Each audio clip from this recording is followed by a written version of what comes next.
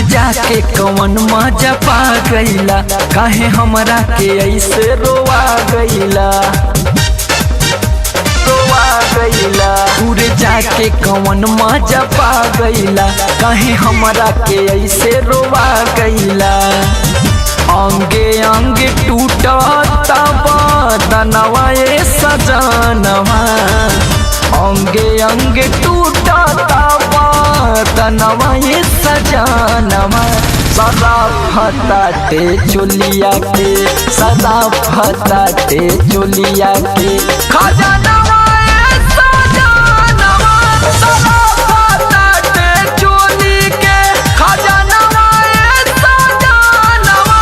सदा फताटे चोली के।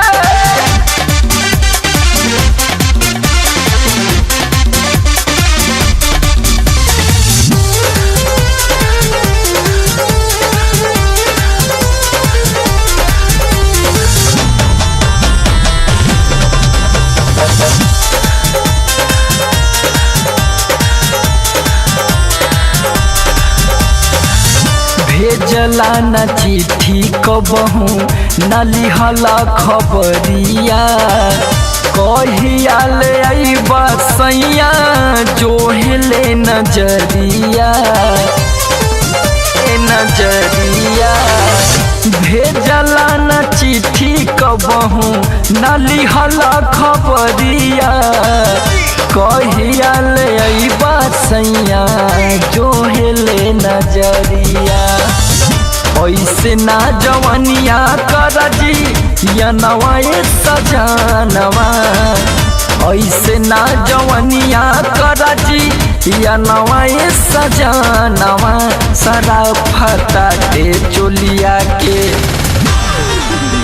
सदा फताटे चोलिया के खजानवा ए सजनवा। सदा फताटे चोली के खजानवा ए सजनवा। सदा फताटे चोली के।